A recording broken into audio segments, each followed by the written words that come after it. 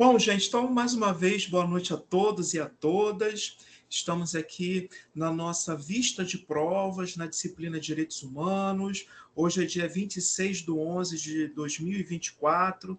Então, mais uma vez, sejam bem-vindos ao nosso encontro remoto, né? Por determinação institucional, nesse semestre, as disciplinas presenciais tiveram as vistas de forma remota, até para otimizar a vida de vocês, a questão do ensalamento, enfim, então estamos aqui para a gente começar a nossa vista de provas. Bom, de antemão, eu queria parabenizar aí a turma pelo excelente resultado na prova. Isso, na verdade, foi uma tendência, né? Na P1 a turma já tinha saído muito bem na avaliação, e agora na P2 nós tivemos resultados muito positivos, né? Então, eu queria parabenizar aí a turma pelo ótimo aproveitamento na matéria, na prova, na avaliação, também no projeto de extensão. Eu estou em conversas com a professora Vani e nós estamos fechando as notas de vocês, os projetos, né? Eu acredito que até sexta-feira eu deva lançar as notas lá no TOTES, né? A nota já com o somatório da prova e do projeto que vocês bem desenvolveram. Mas já é importante salientar que os projetos também foram excelentes. Nós estamos corrigindo, depois nós vamos fazer todas as sinalizações, pontuações, para vocês terem a nossa devolutiva. E foi bastante interessante, né, ver o engajamento da turma, não somente na execução do vídeo, na formulação do relatório, todos os tópicos, né, referentes à pesquisa, e a apresentação também foi bastante legal, né, ver aí o engajamento de todos no dia lá da mostra de extensão. Bom, então eu vou compartilhar a prova. Antes também de fazer os apontamentos referentes a cada questão, é importante também salientar que nas questões discursivas, geralmente, quando o estudante não alcança a nota máxima, eu sempre faço algum comentário explicando quais os pontos que não foram abordados, quais questões não foram tratadas que justifiquem aí a nota não ser a nota máxima. E sugiro, portanto, que depois, quem não teve acesso ainda à prova, que dê uma olhada e observe os comentários. Eu costumo também, ao avaliar as respostas de vocês, eu costumo ponderar muito a nota, né? Eu sempre considero o esforço do aluno, eu sempre considero também o desenvolvimento, né, do estudante nas outras questões, e em função dessas análises que eu gosto de fazer, geralmente eu sempre considero um ponto, sempre atribuo uma nota um pouquinho maior. Então, nas provas que eu coloquei, vou considerar, significa que, por exemplo, a nota atribuída seria 0,4, mas eu acabei considerando e dando 0,6. Então, gente, quando vocês forem pegar, né, ter acesso à média final, entendam que a nota atribuída na média final já foi pensada a partir de todas essas análises que eu faço. Aí, se por alguma razão, né, algum aluno tenha ficado, por exemplo, com 6,5, o Robson não quis dar meio ponto, né, que tem essa história, né? Pensem que se tirou 6,5 é porque talvez a nota seria até um pouco menor, mas em função de eu sempre considerar o esforço do estudante, a nota ficou com essa pontuação. Ok? Então, eu sempre gosto de fazer esclarecimento, porque às vezes alguns alunos ficam, poxa, professor, por causa de um ponto, meio ponto. Não, gente, na minha correção, eu já faço toda essa análise e sempre quando eu coloco vou considerar, significa que a questão eu acabei acrescentando aí um décimo, 2 décimos, em função do esforço, em função do engajamento de vocês na prova. Eu vou então compartilhar aqui o instrumento para a gente fazer a nossa vista de provas, para vocês terem aí todas essas informações.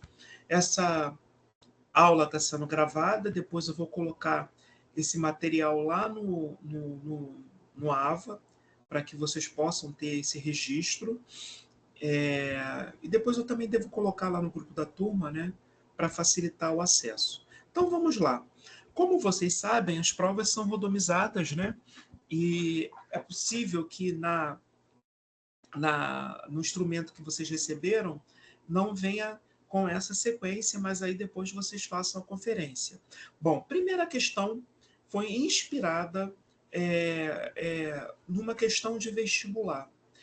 E antes de falar sobre a questão, um ponto que eu também sempre gosto de conversar com os estudantes, né, com os alunos, além da questão do conteúdo, né, que a gente preza muito, direitos humanos é um tema, como vocês já puderam observar, um tema muito importante, né? Um tema que vai estar na base aí de vários debates, várias discussões, portanto, um tema que faz interface com várias disciplinas que futuramente também vocês terão.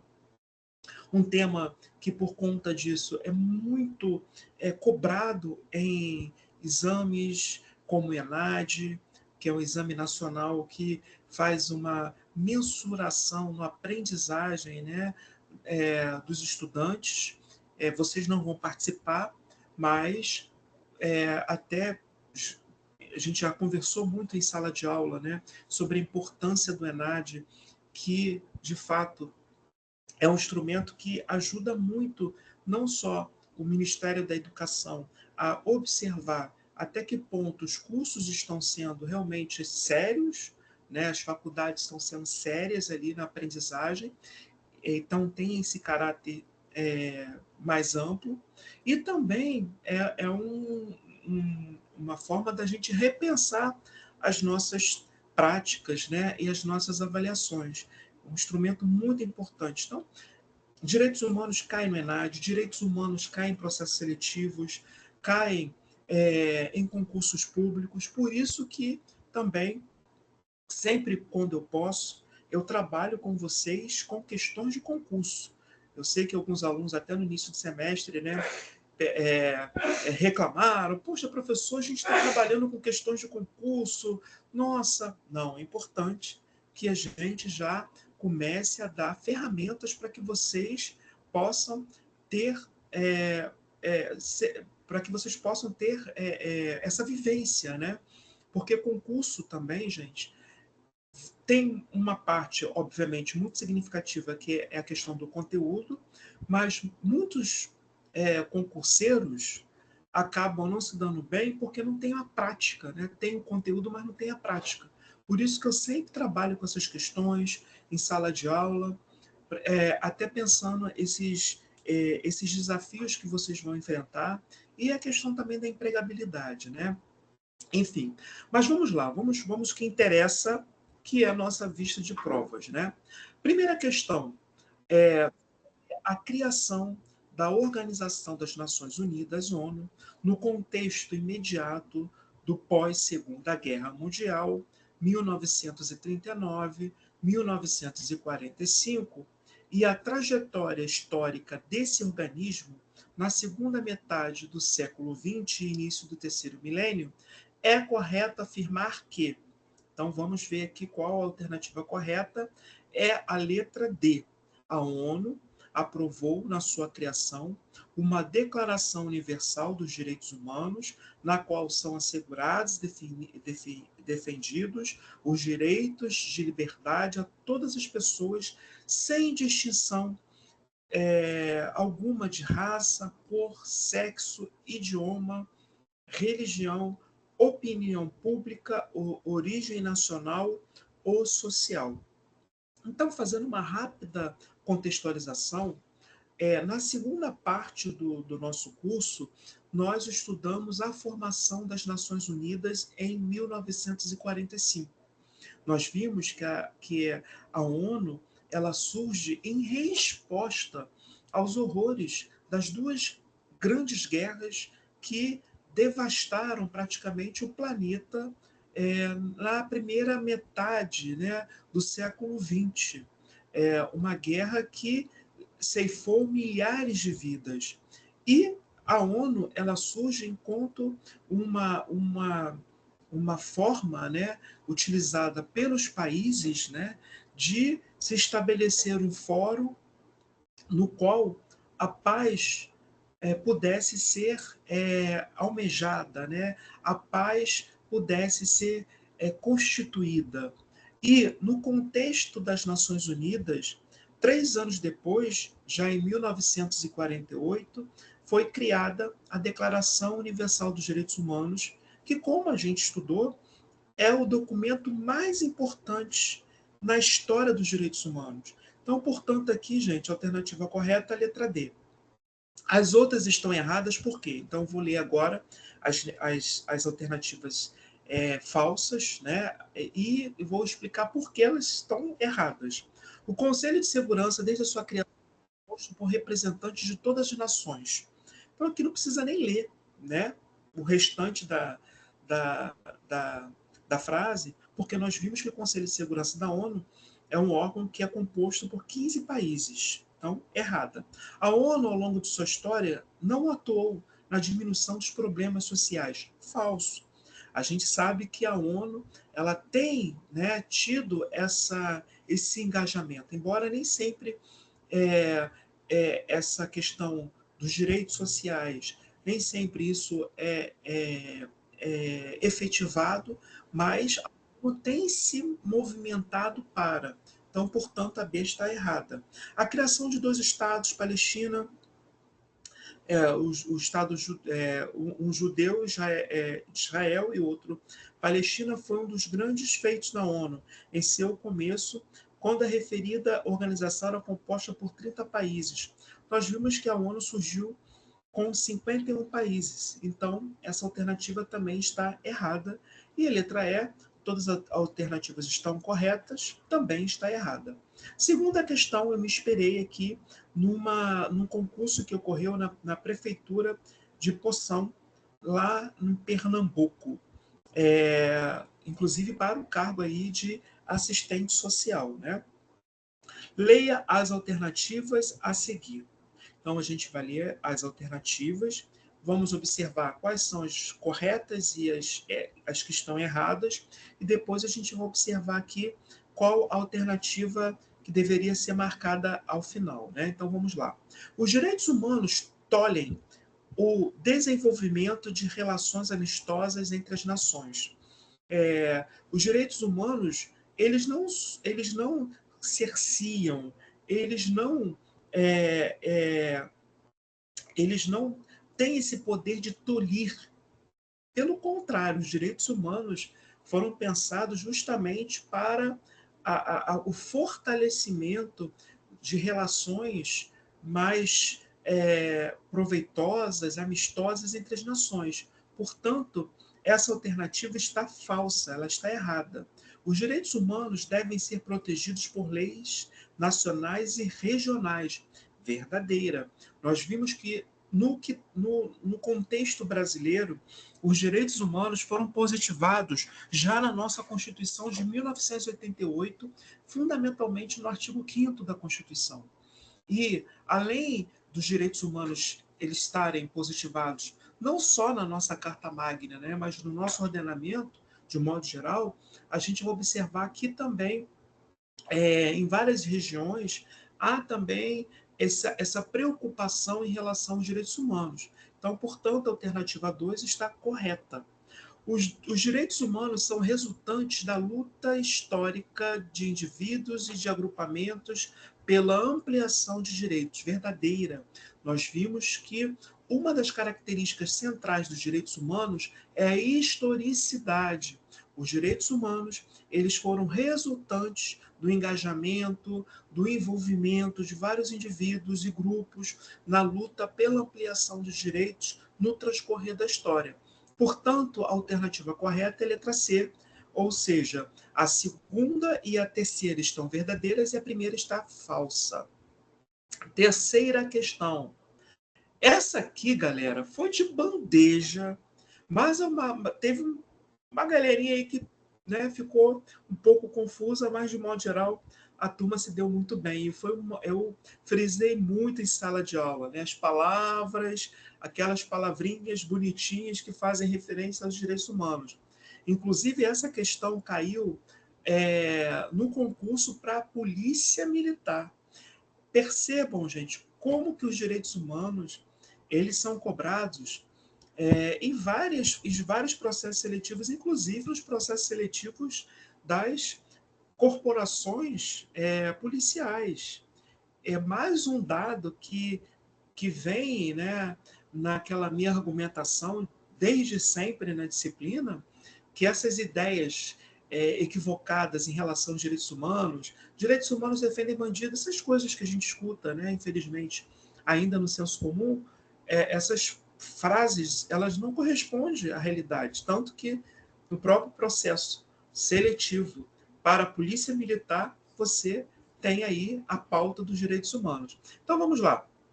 Marque a alternativa que não corresponde a uma das características dos direitos humanos. Gente, a palavra aqui que não tem nada a ver com os direitos humanos é renunciabilidade. Vamos lembrar aqui as palavrinhas-chave. Os direitos humanos são elementares, são essenciais. Sem esses direitos, não tem como nós, enquanto sociedade civil, enquanto entidades de classe, não tem como a gente pleitear outros direitos. Por isso, os direitos humanos são marcados pelo princípio da essencialidade. Os direitos humanos são imprescritíveis. Significa que eles não têm tempo para serem extintos. Eles são a ideia que eles se constituam, eles existam sem um tempo, sem um prazo para ser finalizado. Eles são inalienáveis. Não podemos transferir os direitos humanos para outros, uma vez que nós somos titulares desses direitos. Enquanto humanos, nós somos sujeitos desses direitos. Então, a gente não pode transferi-los. E são marcados pela historicidade, conforme eu coloquei. Os direitos humanos, a gente não pode renunciá-los. Eles são irrenunciáveis. Perceba aqui, gente, uma coisa muito sutil, né? A falta do prefixo aqui em muda totalmente a palavra, né? Renunciabilidade significa que eu posso renunciar. Irrenunciabilidade significa que eu, ainda que por livre e espontânea vontade, eu não posso renunciá-los. Quarta questão, foi uma questão aqui que eu adaptei, que caiu aqui em 2018, referentes aos direitos civis, políticos, sociais e cidadania e movimentos sociais. Então, vou ler aqui o fragmento e a gente vai discutir aqui as alternativas. Todos os seres humanos nascem livres e iguais em dignidade e direitos. São dotados de razão e consciência e devem agir em relação uns aos outros em espírito de fraternidade. Aqui é o primeiro artigo da Declaração Universal dos Direitos Humanos de 1948. Sobre os direitos humanos, assinale a alternativa correta. Pode-se afirmar que a luta pelos direitos humanos é constante, pois, historicamente, não abarcou a totalidade dos seres humanos. Embora a Declaração Universal dos Direitos Humanos tenha como destinatário todos os humanos, nós sabemos que uma coisa é o que está no papel, uma coisa é o que foi positivado, no papel. Outra coisa é o que ocorre na prática. Então, quando a gente olha não só para o Brasil, mas para outros contextos nacionais, nós vamos observar que, infelizmente, os direitos humanos ainda são muito violados de várias formas. E, por conta disso, nós temos que lutar, nós temos que brigar para que, de fato, eles sejam experienciados por todos os humanos, conforme está preconizado na declaração. Então, portanto, a alternativa A está correta. As outras estão erradas porque a B. Pode-se afirmar que os direitos humanos devem ser estendidos aos indivíduos de acordo com as suas capacidades individuais? Não, gente. Para todos. Pode-se afirmar que a Declaração dos Direitos Humanos privilegia os direitos daqueles que cometem atos ilícitos? Não, gente. Pode-se afirmar que os direitos humanos são garantidos em sua amplitude nos regimes totalitários contemplando as diferenças sociais? Infelizmente, não. Se a gente observar, por exemplo, o Brasil, né, nós tivemos aqui regimes, né, o período dos governos militares foi um período marcado pela suspensão dos direitos, sobretudo os direitos, o direito civil de ir e vir, de se expressar, o direito político da livre expressão de pensamento. Regimes totalitários, como o próprio conceito já informa, são regimes que cerceam os direitos humanos. E a alternativa está errada porque só tem uma correta. Quinta questão, gente, é uma questão aí de presente para vocês. Aquela questão marcar a lacuna. No caso aqui, a Assembleia Geral, órgão, tem as suas decisões tomadas por meio de votações, sendo que cada um dos membros tem direito a voto. É um órgão caracterizado pela igualdade, uma vez que nenhum dos membros sobressai ao outro. Nós vimos nas aulas que sucederam a P2, a P1, que a ONU ela é constituída por 6 principais órgãos. E desses órgãos, a Assembleia Geral da ONU é o mais democrático, uma vez que os 193 países têm assento permanente, os 193 países têm direito a veto, têm direito a voto, direito de apresentar as suas pautas, suas demandas, e não há, portanto, nenhuma diferenciação entre os países em razão da questão econômica, né, em razão do continente no qual o país está localizado, enfim, é o órgão mais democrático e inclusivo da ONU. Portanto, a alternativa correta aqui, letra A, Assembleia Geral. Outra questão aqui, que eu adaptei também de um concurso público, já também pensando em um formato do ENAD, completados 75 anos da Declaração Universal de Direitos Humanos, composta por 30 artigos, que foi promulgada após um longo período de guerras mundiais, com o intuito de trazer de volta a paz entre os povos e nações, esse documento é orientado pelo princípio maior da dignidade da pessoa humana, com referência às necessidades estabelecidas historicamente, segundo Borges. Analise as afirmações abaixo acerca das dimensões dos direitos contidos na Declaração Universal dos Direitos Humanos e assinale a alternativa correta. Essa questão aqui faz referência às gerações de direitos humanos, que foi um ponto também que nós discutimos muito em sala de aula. A história dos direitos humanos é uma história muito complexa. E em função da complexidade, da extensão, da magnitude da história dos direitos humanos, alguns pensadores dividiram, até por uma questão didática, a história dos direitos humanos em gerações, em ondas, em dimensões. Então, vamos ler aqui as questões para ver qual que está correta. No caso, a alternativa correta é a letra A. Os direitos humanos fundamentais da primeira geração ou dimensão são os direitos à vida, a liberdade, a propriedade, denominados elementos civil e político da cidadania e constitui em direitos do indivíduo frente ao Estado. Nós vimos que a primeira geração ou dimensão dos direitos humanos tem como palavra-chave o direito à liberdade. Foi instituída nessa essa dimensão ainda no contexto da segunda, ainda no contexto da Revolução Francesa, quando foi criada a Declaração do Homem e do Cidadão de 1780, né, que nós estudamos. Enfim, então aqui a alternativa correta, a letra A. A B está errada por quê? Porque a terceira geração de direitos humanos faz referência aos direitos difusos.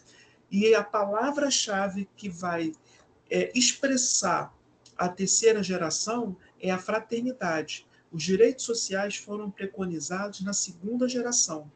Direitos denominados de comunidade, fraternidade e solidariedade são da segunda geração. Não, gente. Segunda geração são os direitos sociais, que tem como palavra-chave o termo igualdade. Os direitos da quarta geração, alternativa D, dizem respeito ao que é externo ao país de origem. Assim, os direitos que os estrangeiros adquirem como imigrantes, além de individuais e coletivos, de usufruírem de concessão geral. Não.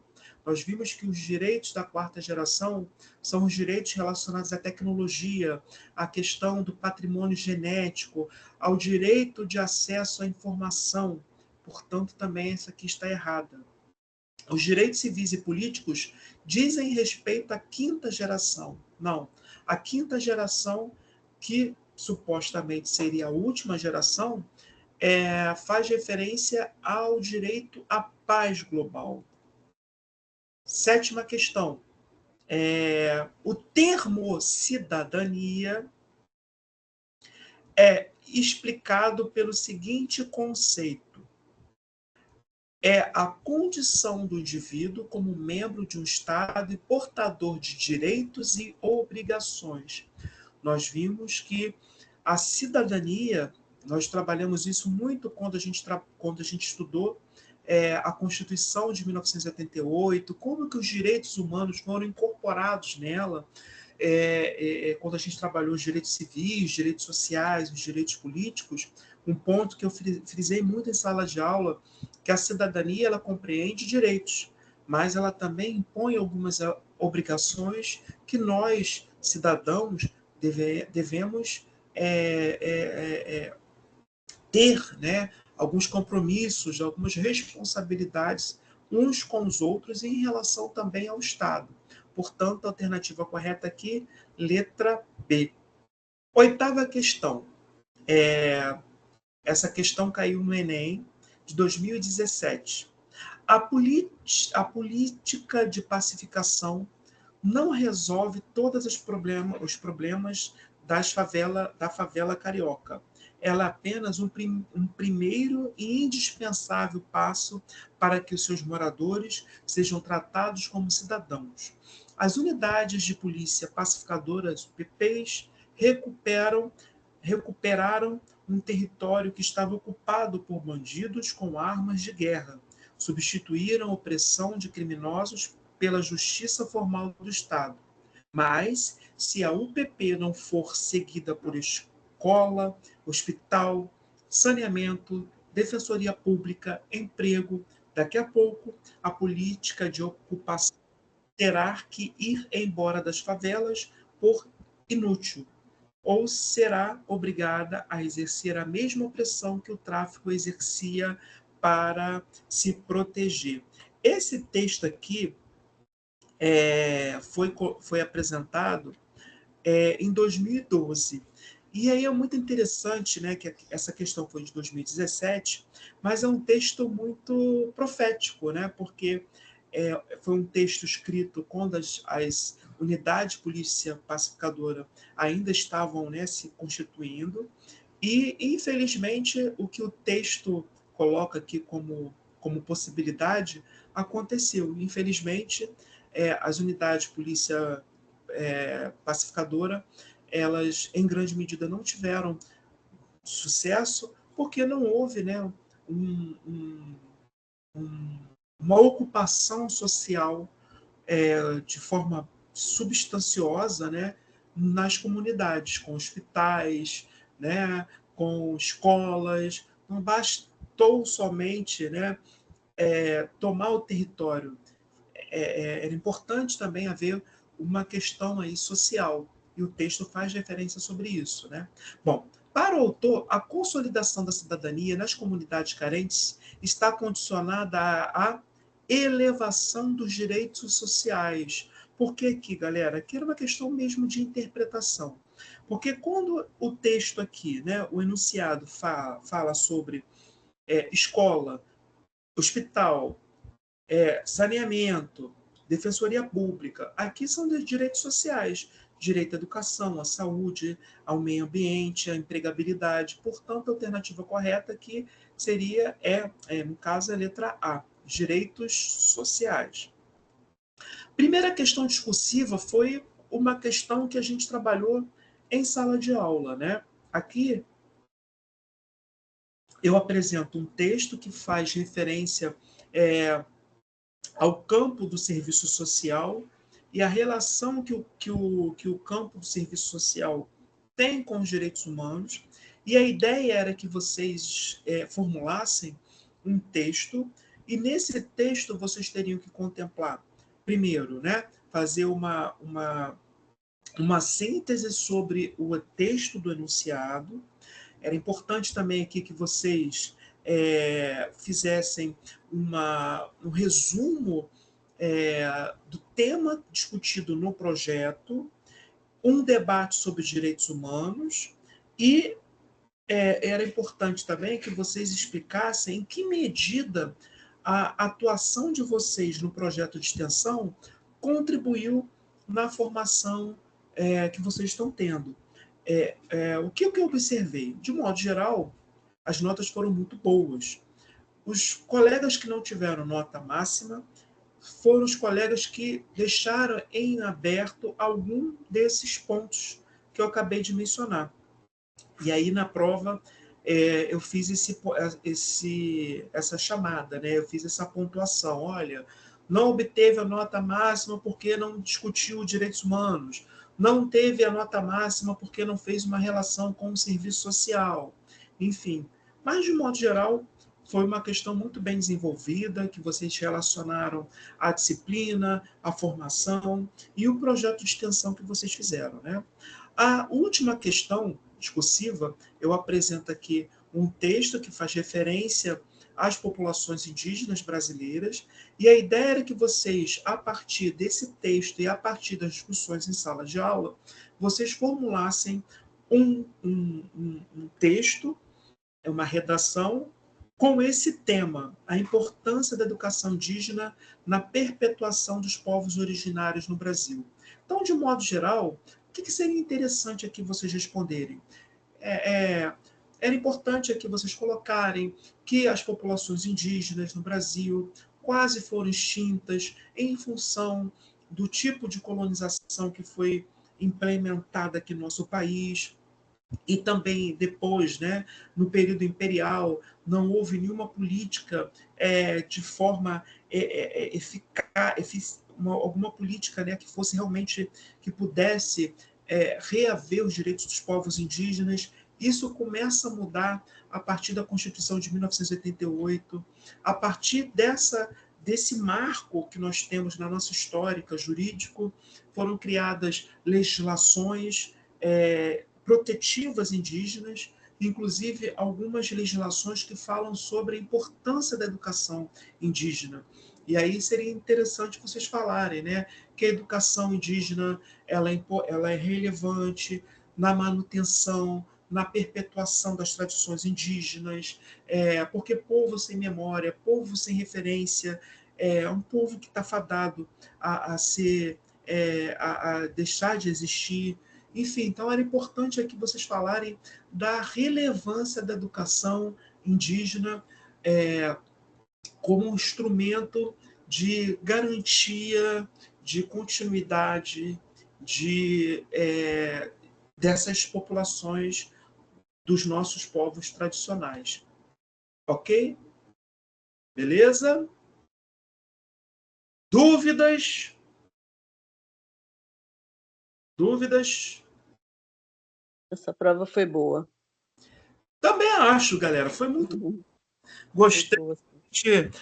Também, boa parte, né, a gente trabalhou em sala de aula, o rendimento foi muito bom. Turma está de parabéns. É isso aí. Alguma questão que vocês queiram colocar, gente? Ô, professor, boa noite de novo. Eu quero agradecer ao senhor, espero que estejamos juntos no próximo semestre, né? Eu não sei como é que vai ficar a nossa vida, né? E dizer para você que nós somos só o reflexo de seus ensinamentos. Nós Muito bom. entregamos a você o que você nos passou de conhecimento e que foi muito gratificante. Muito, muito, muito obrigado, Robson. Que isso, que isso. Eu que agradeço essa turma querida, querida. Já era minha parceira já em economia política e agora em direitos humanos nossa parceria ficou mais, né, mais estreita, né? Uma turma muito gostosa de trabalhar, respeitosa, que realmente assim entregou, né, lá em cima. Semestre que vem, ainda que eu não seja professor de vocês, mas eu vou passar lá para ver se a turma continua lá no nível, né? Porque eu sei que vocês têm aí muita coisa boa para entregar, né? Então a turma está de parabéns. Como eu sempre falo, né? As dificuldades são grandes, mas a gente tem duas formas de lidar com as dificuldades. Ou a gente pega, olha para os desafios e diz, não vou conseguir, ou a gente pega e fala, não, vou conseguir. E a turma foi impecável, né? Assim, trabalhou com questões de concurso, fez um trabalho excepcional na extensão, uma turma aí realmente que vai fazer a diferença, né? Então, espero encontrar com vocês em outros momentos. Creio que em algum momento a gente vai se reencontrar, né? Vou conversar com Vanessa, né? Mas é provável que em algum momento lá para frente, em alguma disciplina, e ainda que a gente não se encontre em sala de aula, mas tem os projetos que a gente vai desenvolver, projeto de extensão, enfim, a gente vai sempre manter aí uma relação, né? E a gente sempre vai estar trocando. Bom, galera, então eu vou interromper a nossa gravação aqui, beleza? Eu E te desejo agradecer também, Robson, por tudo. nada, que isso, gente, que Foi isso. Muito bom trabalhar muito bom. sempre com vocês. E a gente vai se ver lá. Daqui a pouco eu estou chegando em Saquarema aí, para a gente